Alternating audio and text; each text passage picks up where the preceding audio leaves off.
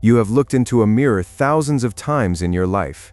But have you ever stopped, really stopped, and asked yourself who exactly is looking back? Not the surface reflection, not the face you have learned to call yours, not the body, the expression, the eyes, something deeper, something that if you look long enough, begins to feel unfamiliar, as if the person staring back at you is not actually you, as if you have been mistaking a stranger for yourself your entire life. This is not a metaphor. This is not poetry.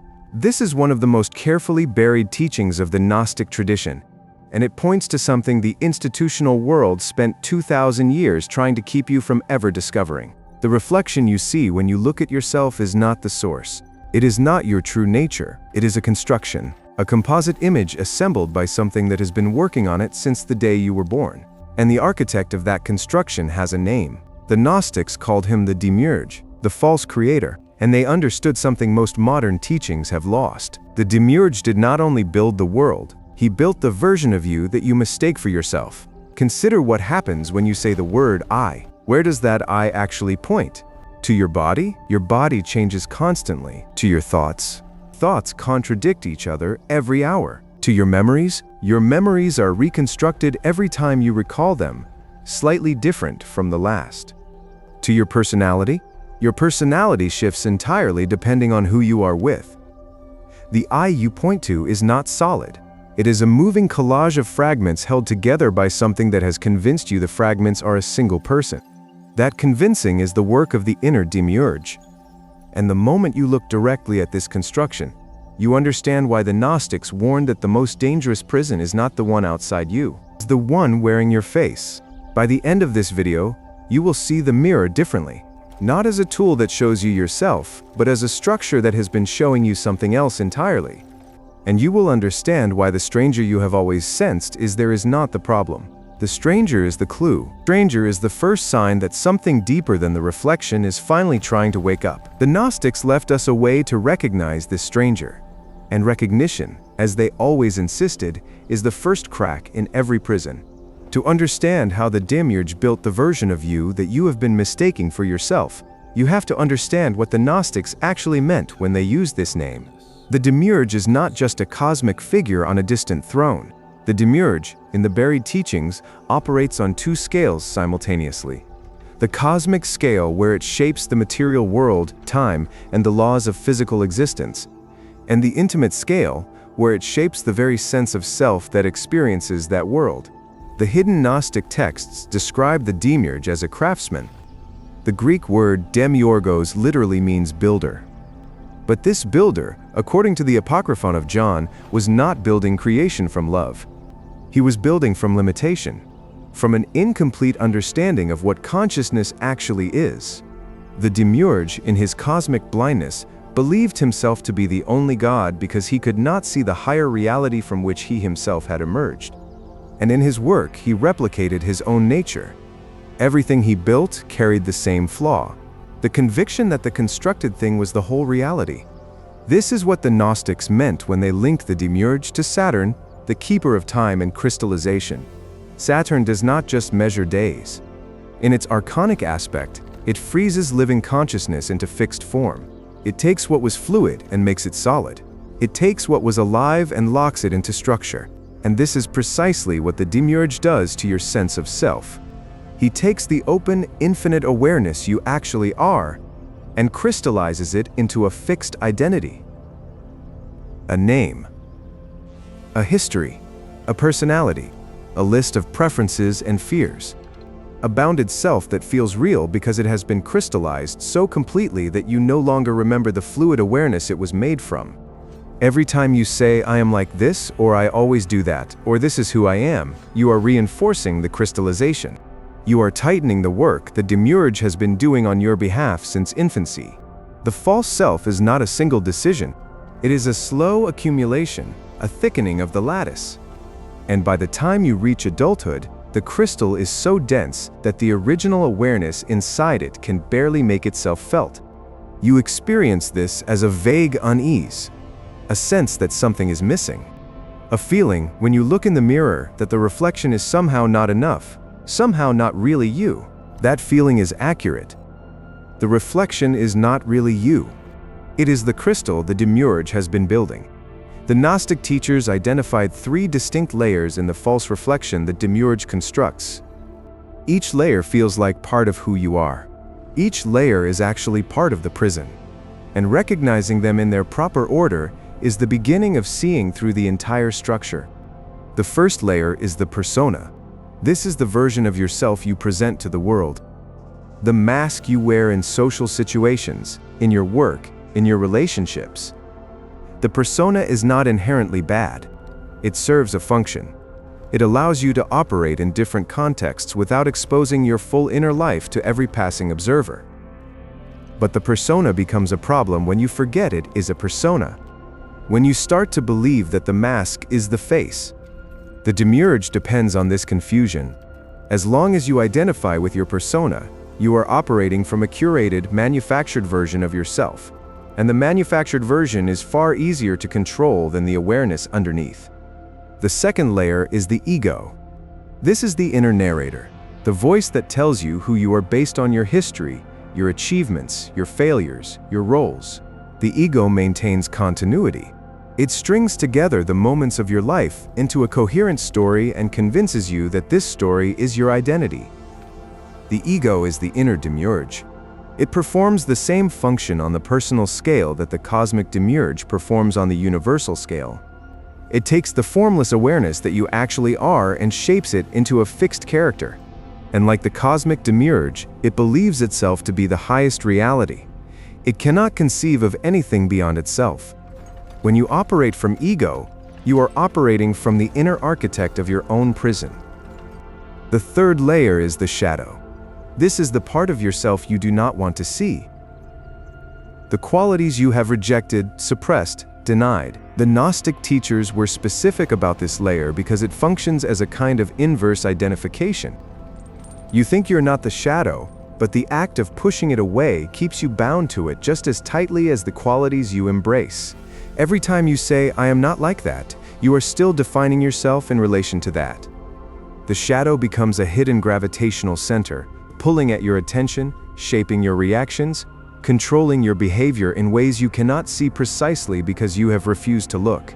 These 3 layers, persona, ego, and shadow, form what you experience as yourself. They are what looks back at you in the mirror.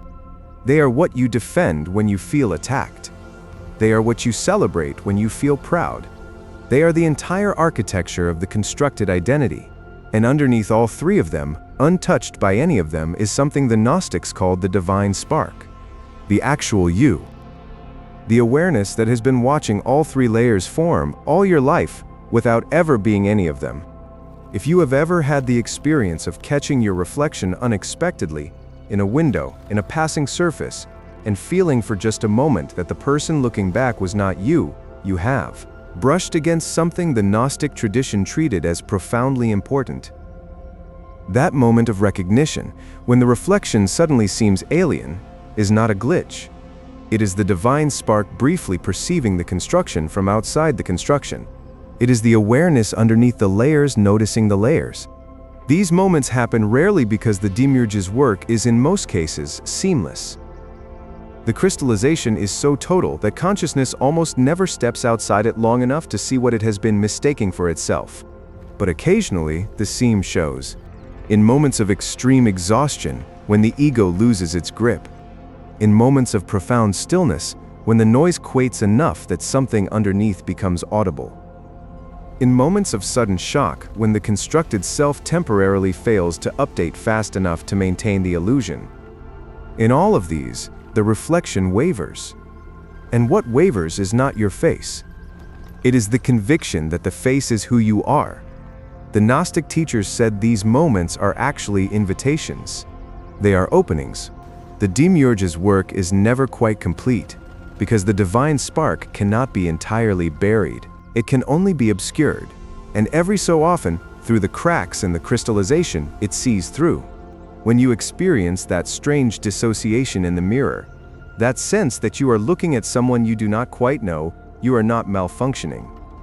You are momentarily occupying the position of the witness, the position from which the persona, ego, and shadow are all visible as constructions, and the awareness behind them is briefly self-evident. Most people, when this happens, react with discomfort. They quickly pull back into the familiar identification. They reassert the constructed self. The mirror returns to feeling like a tool that shows them themselves, rather than a structure that has been showing them something they made up. The Demiurge's grip retightens, but the Gnostic instruction, preserved in fragments across the buried Gospels, is the opposite. When the strangeness arises, do not pull back. Lean toward it. Let the discomfort deepen into curiosity. Stay with the unfamiliar reflection long enough to see what is actually looking. And what is actually looking is not the face in the mirror. It is the divine spark that has been there the entire time, briefly remembering itself. What operates in your personal mirror operates on a cosmic scale through the entire material world. The Demiurge did not build you and the world separately. He built them as a single integrated system, where every external reflection reinforces the internal construction, and every internal construction interprets the external reflections in ways that confirm the construction. The trap is closed. Outer and inner mirror each other endlessly, and consciousness, embedded in both, almost never finds an angle from which to see that both are the same artifact. The Gnostics describe this with remarkable precision. They said the material world is itself a kind of mirror, a reflection of the Demiurge's limited understanding, projected outward, made to seem like objective reality. Every law of physics he established, every cycle of birth and decay he wove into matter, every structure of social and political reality humans have built within his domain, all of it carries his signature. The signature of crystallization. The signature of fixed forms that resist the awareness flowing within them. And because you, as a constructed self, were built within this same logic, you experience the world as confirming the construction. The world tells you that you are a body, because the world is built to register bodies. The world tells you that you are your social role, because the social structures are built to enforce social roles. The world tells you that you have a name, a history, a position, because these are the categories the Demiurge's system uses to track and contain consciousness. This is why simply telling someone they are not their ego is almost useless. The ego is reinforced every minute by the entire surrounding world. Every interaction, every transaction, every relationship operates on the assumption that the constructed self is the real self. Trying to step outside this assumption while remaining embedded in the system is like trying to wake up inside a dream while every dream character keeps insisting the dream is reality. But the Gnostic teachers found a way through. They recognized that the mirror cannot fully replicate the original.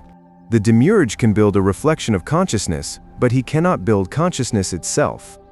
The divine spark within you was not created by him. It was deposited into the construction from a source he cannot reach. And this means the reflection always carries a flaw. There is always something present that does not quite fit the structure, something that watches the construction from a position that is not part of the construction. The awareness that noticed the strangeness in the mirror. The awareness that is reading these words right now. The awareness that, if you stop and look for it, can never quite be located among the layers it has been observing your whole life. The Gnostic practice for breaking the mirror is not what most modern teachings suggest. It is not affirmation. It is not visualization. It is not the construction of a better, healthier self-image. All of these remain inside the same logic, the logic of the Demiurge, the logic of building identities. The Gnostic practice is something different. They called it reversing the gaze. Ordinarily, your awareness flows outward. You look at the world. You react to the world. You construct a self that operates in the world. The entire flow of attention is directed away from the source and toward the constructions. Reversing the gaze means turning attention back, not toward another object, not toward an internal image, toward the awareness that is doing the looking, toward the witness underneath every persona, ego, and shadow, the one who has been watching the entire time, but has never appeared as a content of consciousness because it is the consciousness within which all content appears. The practice is simpler than it sounds and harder than it appears. Sit quietly. Let the noise of the day settle.